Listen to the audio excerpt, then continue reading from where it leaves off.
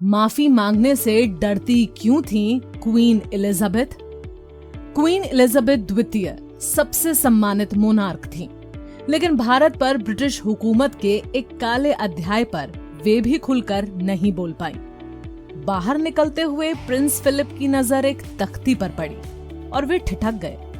तब तक महारानी 2 कदम आगे बढ़ चुकी थी। प्रिंस रुके तो साथ चल रहा काफिला भी रुक गया।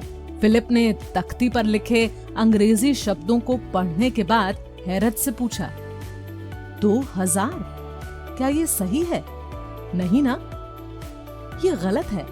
मैं नेवी में डायर के बेटे के साथ था।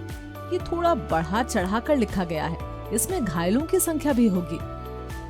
वहां मौजूद कोई भी प्रिंस फिलिप को जवाब नहीं दे पाया। इस सवाल का जवाब हो भी नहीं सकता था। वे अपनी पत्नी इंग्लैंड की महारानी एलिजाबेथ द्वितीय के साथ आगे बढ़ गए, लेकिन जिस सवाल की वजह से प्रिंस को ये सवाल पूछना पड़ा, वे पीछे ही रह गया।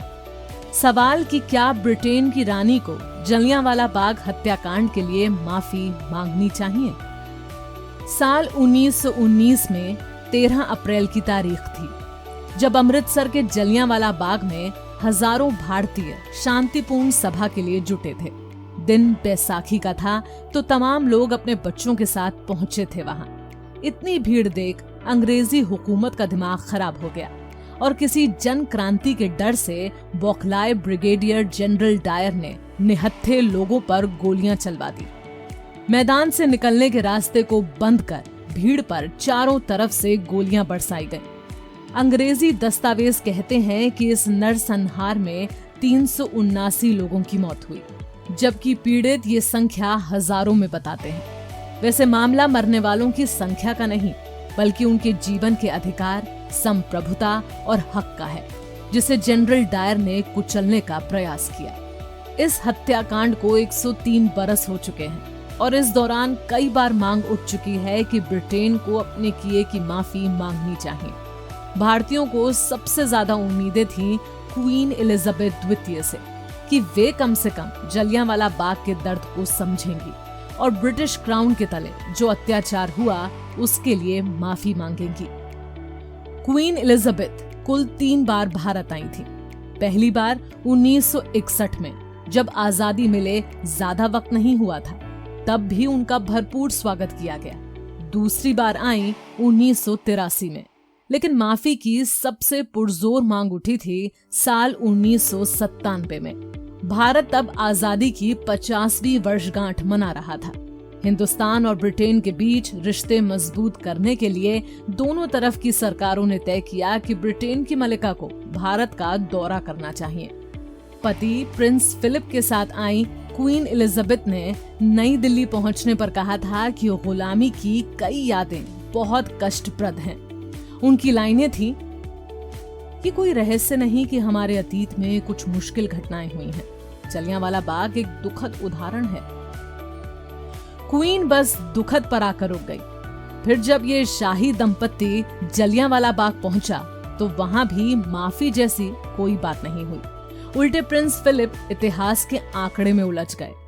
क्या 1997 के ऐतिहासिक दौरे पर क्वीन एलिजाबेथ द्वितीय एक ऐतिहासिक मौका चूक गईं?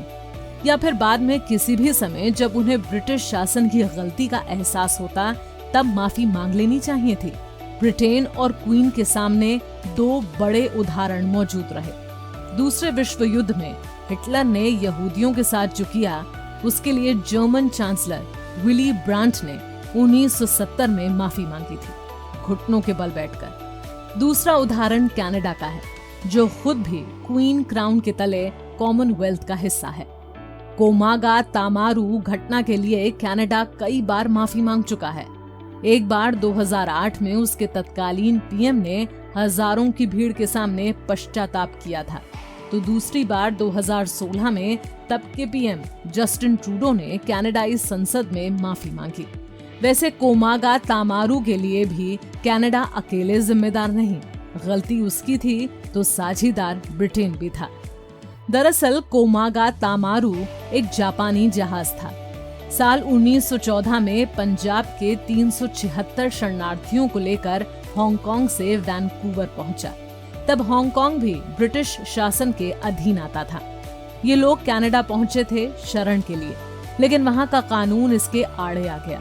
2 महीने तक तट पर ही इंतजार के बाद इन लोगों को वापस लौटना पड़ा। कोलकाता पहुंचने पर ब्रिटिश पुलिस के साथ जहाज में सवार लोगों की झड़प हो गई और गोलीबारी में 20 सिख मारे गए। कनाडा ने अपने सिर आए इस खून को माफी मांगकर उतारने की कोशिश की। जहां तक ब्रिटेन की बात है तो खुद उसके यहाँ भी मांग उठ चुकी है कि भारत से माफी मांग लेनी चाहिए। साल 2019 में तत्कालीन ब्रिटिश पीएम थेरेसा मे ने संसद में कहा था, 2019 की जलियांवाला बाग त्रासदी ब्रिटिश भारतीय इतिहास पर एक शर्मनाक धब्बा है। जैसा कि महारानी ने 1997 के अपने दौरे पर कहा था कि ये घटना भारत के साथ हमारे पिछले इतिहास का एक दुखद उदाहरण है। जो हुआ उसके लिए हमें गहरा दुख है। ब्रिटिश पीएम की सुई भी खेत पर ही आकर अटक गई थी। हालांकि तब विपक्ष के नेता जेरेमी कॉर्बिन ने कहा था कि जिन लोगों ने नरसंहार में जान गंवाई वे पूर्ण, साफ और स्पष्ट माफी के पात्र हैं। ब्रिटेन की संसद में एक बात ये भी आई कि जो हुआ उससे आगे बढ़कर एक नया नजरिया अपनाना चाहिए। अतीत की घटनाओं के लिए ब्रिटिश गवर्नमेंट को वित्तीय पहलुओं पर भी विचार करना चाहिए था।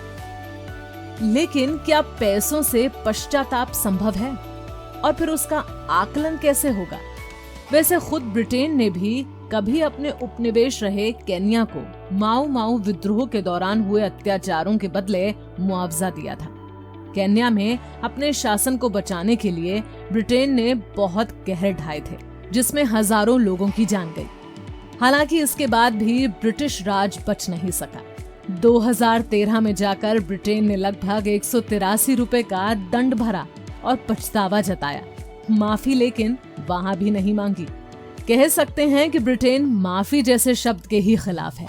शायद मन में उसके ये ख्याल हो कि अगर माफी मांगनी शुरू की तो ना जाने बीते दिनों की किन किन बातों के लिए और कहां कहां शर्मिंदा होना पड़ेगा। वैसे भी ताज के सबसे चमकदार हीरे भारत को खोने की जो कसक थी अंग्रेजों को, वे शायद ही अब तक मिटी हो। नई दुनिया में रिश्ते बचाने को इसलिए वे किसी तरह खेत से काम चला रहा है, लेकिन इस कोरे खेत का कोई मूल नहीं। जलियांवाला बाग हत्याकांड में शहीद होने वाले लाला हरिराम बहल के पोते महेश बहल कहते हैं, क्वीन का 1997 का दौरा उनकी माफी के बिना अर्थहीन है।